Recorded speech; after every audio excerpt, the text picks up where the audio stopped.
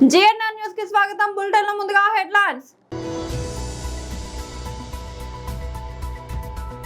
తెలంగాణ భవన్లో బీఆర్ఎస్ నేతల విలేకరుల సమావేశం.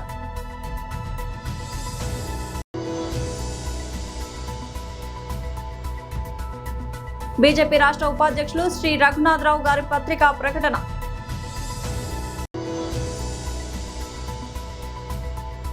మాజీ మంత్రి గుంటూరు జిల్లా వైఎస్ఆర్సీపీ అధ్యక్షులు అంబటి రాంబాబు ప్రెస్ మీట్.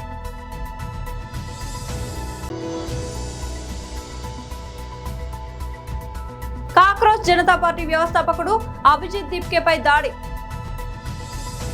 తెలంగాణ భవన్లో బీఆర్ఎస్ నేతల విలేకరుల సమావేశం. పొద్దున్న లేస్తే కేసీఆర్ గారి పైన బట్టగాల్చి మీదేయాలా, కేటీఆర్ గారిని తూలనాడాలా, తన పరిపాలన చేతగానితనాన్ని అసమర్థతను కప్పిపుచ్చుకోవాలా అన్నట్టుగా పిల్లి కళ్ళు మూసుకొని పాలు తాగినట్టుగా రేవంత్ రెడ్డి గారు నిత్యం కేసీఆర్ గారు కేటీఆర్ గారు జపం చేస్తూ తన పరిపాలన అసమర్థతను కప్పిపుచ్చుకునే ప్రయత్నం చేస్తే ప్రజలకు అర్థం కాదు అని చెప్పని అనుకుంటే ఆయనంత మూర్ఖుడు ఇంకొకటి లేడు. ఆయన ఇవాళ పత్రికా సమావేశం పెట్టి జంట నగరాల ప్రజలకు క్యూర్ పరిధిలోని ప్రజలకు విజ్ఞప్తి చేస్తున్నా అని చెప్పని మాట్లాడిండు. అసలు ఈ ప్యూర్ రేర్ పైన సమగ్రమైనటువంటి ఒక ఆర్థిక సామాజిక అవగాహన రేవంత్ రెడ్డికి లేదు. ప్యూర్ రేర్ అన్నటువంటి అంశాలపైన ఆయనకు లేదు, ఆయన పార్టీలో ఉన్న పెద్ద మనుషులకు లేదు, కేబినెట్ మంత్రులకు లేదు. కనీసం దానిపైన ఒక హేతుబద్ధమైనటువంటి ఒక ఆర్థిక పరమైన చర్చ ఎవరితో కూడా చేసినట్టుగా దాఖలాలు లేవు. కేవలం ఎవరు అడ్వర్టైజింగ్ ఏజెన్సీ ఒక పేర్లు ఇచ్చి ప్యూర్ రేర్ అంటే అది పట్టుకొని రేవంత్ రెడ్డి మాట్లాడుతూ ఉన్నాడు. దానిపైన ఇంకా లోతుగా దమ్ముంటే రేవంత్ రెడ్డి గారు చర్చ చేయాలని చెప్పని కోరుతా ఉన్నాను. అవసరమైతే ఫికీ కావచ్చు, సిఐఏ కావచ్చు, ఇంకా అనేక ఇండస్ట్రియల్ ప్రొఫెషనల్ అసోసియేషన్స్ వాళ్ళతో చర్చ చేద్దాము. దమ్ముంటే రేవంత్ రెడ్డి అని చెప్పి నేను అడుగుతా ఉన్నాను. కేకును కోసినట్టు తెలంగాణను కోసిపడేసి ఒకళ్ళు క్యూరు వాళ్ళు ప్యూరు రేర్ అని చెప్పని ఒక చిల్లర పరిపాలనను తన అనుభవరాహిత్యాన్ని ఒక విజన్ లేనటువంటి తనాన్ని బయటపెట్టుకుంటూ తెలంగాణను ఆగం చేస్తూ ఉన్నాడు. ముఖ్యమైనటువంటి ఇంకొక విషయం ఏంటంటే ఇవాళ ఆయన మాట్లాడుతూ మెట్రో రైలు గురించి మాట్లాడినారు. మెట్రో రైల్ ఆలస్యానికి కేసీఆర్ గారు కారణము అని చెప్పని మాట్లాడినారు. తెలంగాణ ఉద్యమ కాలంలో జరిగినటువంటి ఒక పరిణామ క్రమం మీ అందరికీ తెలుసు. 2009 తర్వాత రాజశేఖర్ రెడ్డి తర్వాత రోషయ్య తర్వాత కిరణ్ కుమార్ రెడ్డి, ముచ్చటగా ముగ్గురు ముఖ్యమంత్రులను మార్చుకొని పరిపాలన పైన పట్టు లేకుండా ఒక పక్కన పీక్ తెలంగాణ ఉద్యమం జరుగుతూ ఉంది. మీ అసమర్థతతోటి మెట్రో డిలే అయితే దాన్ని కేసీఆర్ గారికి కట్టబెట్టాలనే ప్రయత్నం చేస్తూ ఉన్నారు. రేవంత్ రెడ్డికి చారిత్రక కట్టడాల యొక్క పరిరక్షణ తప్పన్నట్టుగా కేసీఆర్ గారి పైన బట్టగాల్చి మీద వేసే ప్రయత్నం చేస్తూ ఉన్నారు. కరెక్ట్, తెలంగాణ ఉద్యమంలో చారిత్రక కట్టడాలను కాపాడాలా అన్నారు. ముఖ్యమంత్రి అయిన తర్వాత తన ప్రభుత్వంలో చారిత్రక కట్టడాలను కాపాడుతూనే మెట్రో ఫేజ్ 1 సక్సెస్ఫుల్గా పూర్తి చేసినటువంటి ఒక పరిపాలనా దక్షుడు కేసీఆర్ గారు. బీజేపీ రాష్ట్ర ఉపాధ్యక్షులు శ్రీ రఘునాథరావు గారి పత్రికా ప్రకటన. మంత్రి రేవంత్ రెడ్డి గారు కేంద్ర ప్రభుత్వము తెలంగాణపై వివక్షత చూపుతుంది, ఉత్తరప్రదేశ్కి, గుజరాత్కి, అదేవిధంగా మిగతా రాష్ట్రాలకు ఇచ్చినట్టు మన తెలంగాణకు నిధులిస్తలేరని ఇష్టమున్న పదజాలము కేంద్ర మంత్రివర్యులు కిషన్ రెడ్డి గారి మీద వాడడం జరిగింది. 2-3 విషయాలు. ఒకటి, ముఖ్యమంత్రి రేవంత్ రెడ్డి గారు మెట్రో దాని గురించి మాట్లాడారు. మెట్రో ట్రైన్ ఏదైతే ఉందో మన హైదరాబాద్లో మొట్టమొదటి విడతకు, దానికి మొదటి విడత కింద 1200 కోట్ల రూపాయలు కేంద్ర ప్రభుత్వం శాంక్షన్ చేసింది. మీకు అందరికీ తెలుసు, 2017లో ప్రధానమంత్రి నరేంద్ర మోదీ గారు మొదటి విడత మెట్రో శంకుస్థాపనకు స్వయంగా వారే రావడం జరిగింది. రెండో విడతకు సంబంధించి కూడా ఆమోదము, కేంద్ర ప్రభుత్వం ఆమోదం తెలిపింది. దాంట్లో 50% ఖర్చు కేంద్ర ప్రభుత్వం భరించడానికి కూడా సిద్ధంగా ఉన్నది. కానీ రాష్ట్ర ప్రభుత్వం ఇప్పటివరకు టీపీఆర్ పంపకుండా, దానికి కావాల్సిన ల్యాండ్ అక్విజిషన్ భూసేకరణ చేయకుండా సరి అయిన సమయంలో రాష్ట్ర ప్రభుత్వం పంపకుండా కేంద్ర ప్రభుత్వం మీద దీన్ని తోయడానికి ముఖ్యమంత్రి గారు ప్రయత్నిస్తున్నారు. అదేవిధంగా మనం RRR రీజనల్ రింగ్ రోడ్ సంగతి చూసుకుంటే RRR ప్రాజెక్టుకి భారత్ మాలా స్కీమ్ కింద కేంద్ర ప్రభుత్వము 38,000 కోట్ల రూపాయలు శాంక్షన్ చేయడం జరిగింది. కానీ ఇప్పటి వరకు DPR లేదు, భూసేకరణ లేదు, ఎటువంటి పని కూడా రాష్ట్ర ప్రభుత్వము మొదలు పెట్టలేదు. అయితే జర్నలిస్టు మిత్రులను రెచ్చగొట్టడానికి ఒక పూట అన్నం తినకపోయినా మంచిదే కానీ అందరు పోయి కిషన్ రెడ్డి గారి ఇంటి ముంగట ధర్నా చేయాలని ముఖ్యమంత్రి గారు అంటారు. జర్నలిస్టులకు ఇళ్లకు జాగలు ఇస్తా అని చెప్పింది రాష్ట్ర ప్రభుత్వం. వీళ్ళ ఎలక్షన్ మేనిఫెస్టోలో పెట్టుకున్నారు వీళ్ళు. అటువంటి ఎలక్షన్ హామీని ఇప్పటివరకు నెరవేర్చకుండా జర్నలిస్టు సోదరులందరినీ కూడా ఇబ్బంది పెడుతుంది రాష్ట్ర ప్రభుత్వం. ఇళ్ళ జాగలు ఇయ్యలేదు, హెల్త్ కార్డులు ఇయ్యలేదు. వీటన్నిటినీ కూడా డైవర్ట్ చేయడానికి మీరు మీ 6 గ్యారంటీల సంగతి ఏమైంది? మీ 6 గ్యారంటీలు చూస్తే దాని కింద 14 బుల్లెట్ పాయింట్స్ ఉంటాయి, సబ్ బుల్లెట్స్ ఉంటాయి. 14లో మీరు అమలు చేసింది ఇప్పటివరకు 2. ఒకటి ఫ్రీ బస్సు, రెండోది 200 యూనిట్ల కరెంటు, 500 రూపాయల గ్యాస్ సిలిండర్ రాలేదు, మహిళలకు నెలకు 2500 ఇస్తామన్నారు. ఇప్పటికి దాదాపు 30 నెలలంటే వాళ్ళకు ఒక్కొక్క మా అక్కకు చెల్లెకు మీరు 75,000 రూపాయలు బాకీ ఉన్నారు. వృద్ధులకు పెన్షన్లు డబుల్ చేస్తామన్నారు, కొత్త పెన్షన్లు లేవు. రైతులకు 2 లక్షల రూపాయల రుణమాఫీ పూర్తిగా అమలు కాలేదు. రైతులకు 15,000 రూపాయల రైతు భరోసా కాలేదు. కూలీ రైతులకు ఇస్తామన్నది కాలేదు, కౌలు రైతులకు ఇస్తామన్నది కాలేదు, విద్యా భరోసా కార్డు కాలేదు, నిరుద్యోగ భృతి కింద 4,000 ఇస్తామన్నది కాలేదు. ఇట్లా ఎన్నికల సమయంలో ఇచ్చిన ఏ ఒక్క గ్యారంటీ, ఏ ఒక్క హామీని కూడా అమలు చేయకుండా దీన్నంతా కూడా కేంద్ర ప్రభుత్వము, ముఖ్యంగా కేంద్ర మంత్రివర్యులు కిషన్ రెడ్డి గారి మీదకి దీన్నంతా కూడా తప్పుదారి పట్టేయడానికి రాష్ట్ర ప్రభుత్వం ప్రయత్నం చేస్తుంది. కిషన్ రెడ్డి గారు అడిగినారు మొన్న, సింగరేణిలా 40,000 టన్నుల బొగ్గు మాయమైంది అని పత్రికలలో రావడం జరిగింది. 40,000 టన్నుల బొగ్గు అంటే 1,600 కోట్ల రూపాయలు. దీని మీద ఇన్వెస్టిగేషన్ చేపట్టండి. ఎక్కడికి పోయింది మరి? ఇది 4 టన్నుల బొగ్గు కాదు, 40,000 టన్నుల బొగ్గు, 1,600 కోట్ల రూపాయలు. సింగరేణి కార్మికులకు ఇప్పటికే రాష్ట్ర ప్రభుత్వము సింగరేణికి చెల్లించాల్సిన 51,000 కోట్ల రూపాయలు చెల్లించకపోవడం వలన ఇవాళ సింగరేణి కార్మికులకు కనీస మౌలిక వసతులు లేవు, వాళ్ళ క్వార్టర్లు మరమ్మతులు లేవు, కొత్త క్వార్టర్లు లేవు. సింగరేణి రిటైర్డ్ కార్మికులకు 200 గజాల భూమి ఇస్తా అన్నారు, అది ఇయ్యలేదు.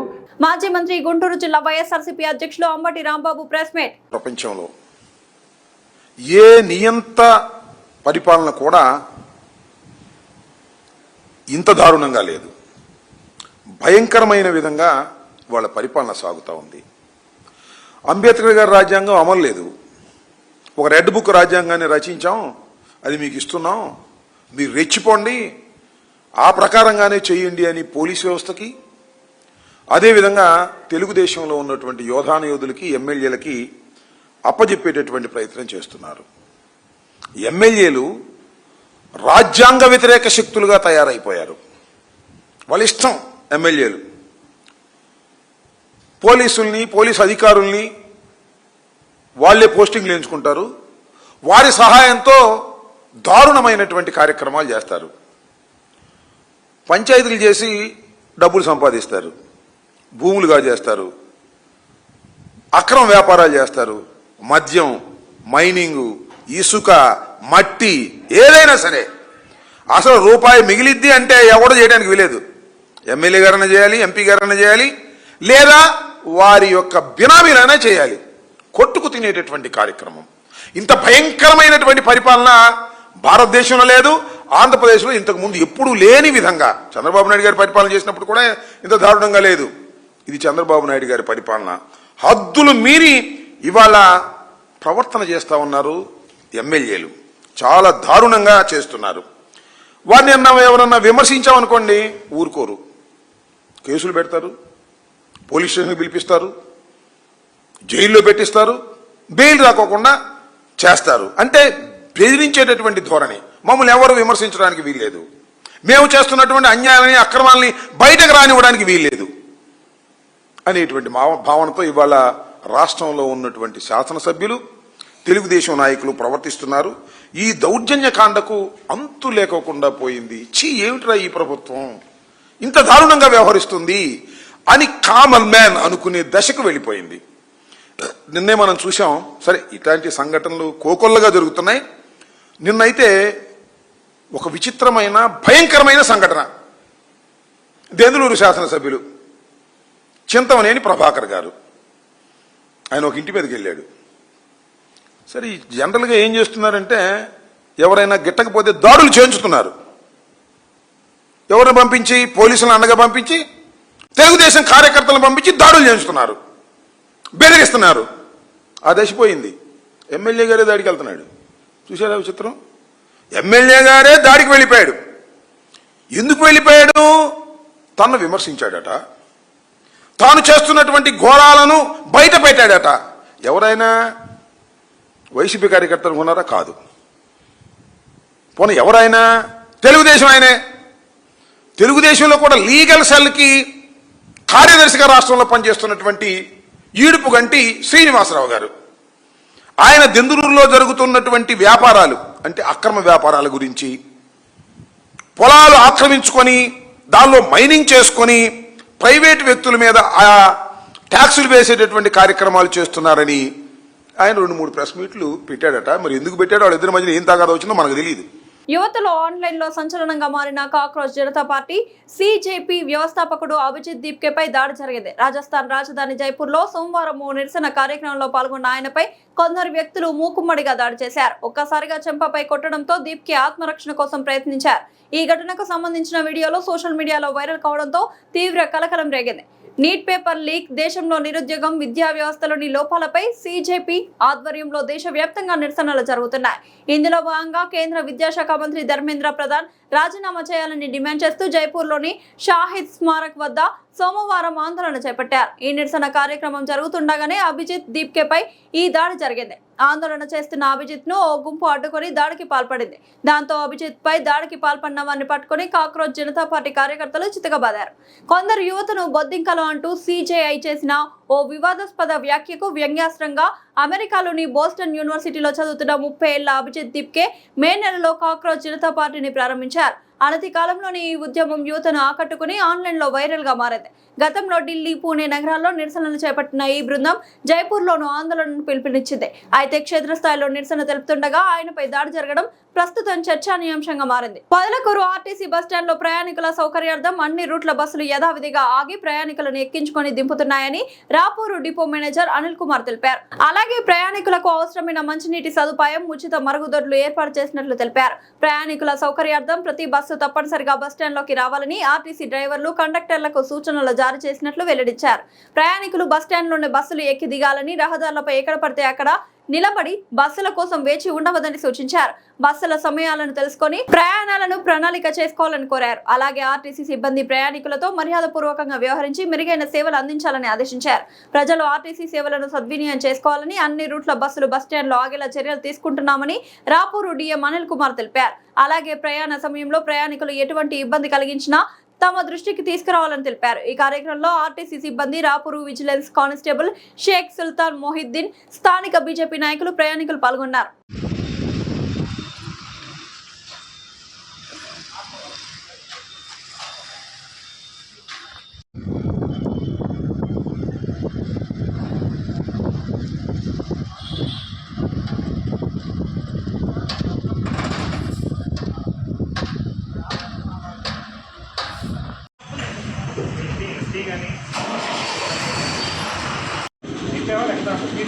అవన్నీ ఆలోచించారు. ఎక్కడ బండి జనాలు బాగానే ఎక్కుతారు. ఇక్కడ వచ్చి కాసేపు మీరు ఆపుకోవడం, 5 minutes ఆపుకొని వెళ్ళండి. ఓకేనా? మీరు ఏ పర్పస్ చెప్పారా? మీకు ఈరోజు చెప్పారా? అలవాటు కూడా పడతారు. అంతే చేయండి, మీరు కూడా ప్రసాదం చేయండి. సరేనా? ఒక 4-5 minutes ఆపుకొని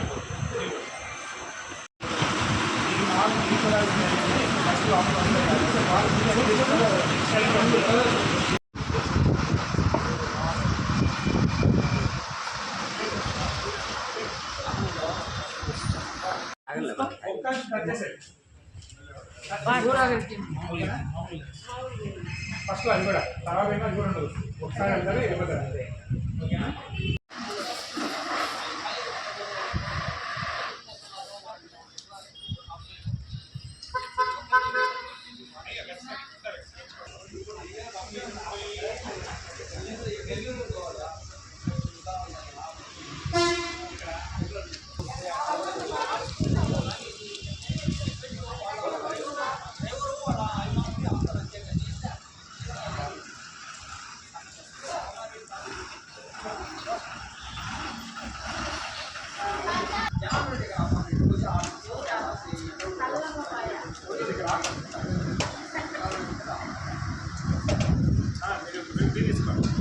చదువుతోనే ఆర్థిక అసమానతలు తొలగిపోతాయని బీసీ సంక్షేమ సంఘం జాతీయ అధ్యక్షులు రాజ్యసభ సభ్యులు ఆర్ కృష్ణయ్య అన్నారు. విద్యానగర్ బీసీ భవన్ లో తెలంగాణ సోషలిస్ట్ స్టూడెంట్ అసోసియేషన్ ఆధ్వర్యంలో అన్ని ఉచిత సౌకర్యాలు కలిగిన ప్రభుత్వ పాఠశాలలు గురుకులాలకు పిల్లలను పంపించాలని కోరుతూ పోస్టర్ ఆవిష్కరణ కార్యక్రమం నిర్వహించారు. ఈ సందర్భంగా ఆర్ కృష్ణయ్య మాట్లాడుతూ రాష్ట్రంలో గురుకులాలు అద్భుతంగా నడుస్తున్నాయని, హాస్టల్లో గురుకులాల్లో చేర్పించాలని ప్రజలకు విజ్ఞప్తి చేశారు. ప్రతి ఒక్కరూ చదువుకుంటూనే కుటుంబ గౌరవం పెరుగుతుందని, అందుకు బీసీ, ఎస్సీ, ఎస్టీలు చదువులో వెనుకబడిపోవద్దని కోరారు.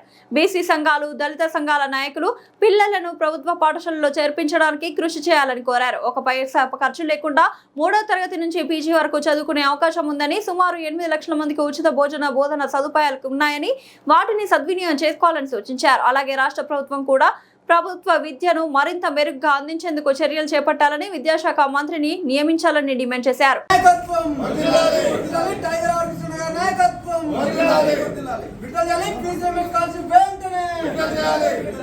అప్లై చేసుకున్న ప్రతి ఒక్కరికి హాస్టల్లో సీటు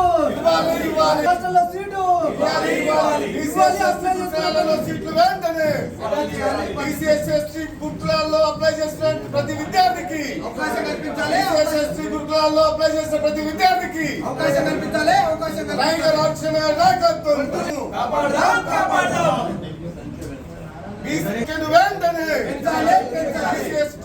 ఎస్సీ మైనార్టీ గురుకులాల్లో స్టూడెంట్లు ఎస్సీ, ఎస్టీ, బీసీ హాస్టల్ సీట్లను మంజూరు చేయాలి. అదనంగా వద్ద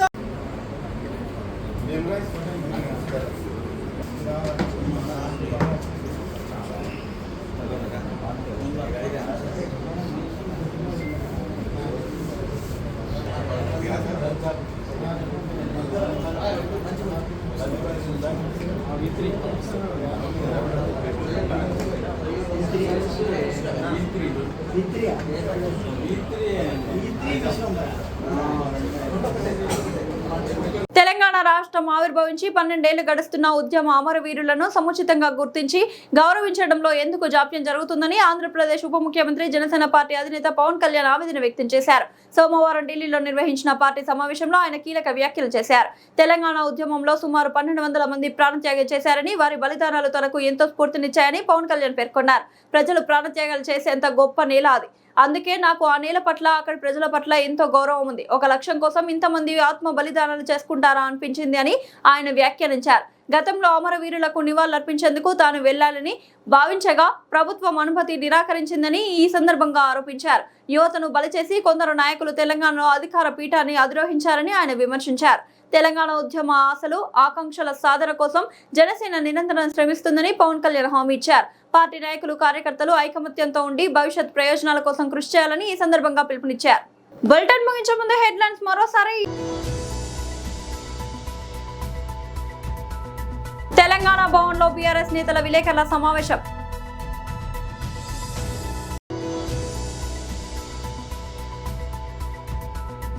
బీజేపీ రాష్ట్ర ఉపాధ్యక్షులు శ్రీ రఘునాథరావు గారి పత్రికా ప్రకటన.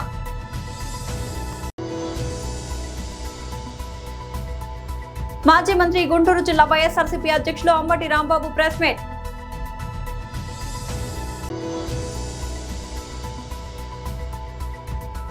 కాక్రోచ్ జనతా పార్టీ వ్యవస్థాపకుడు అభిజిత్ దీప్కేపై దాడి. ఇది వాళ్ళ బులెటిన్ అప్డేట్. మరొక బులెటిన్ లో మళ్ళీ కలుద్దాం. అంతవరకు సెలవు.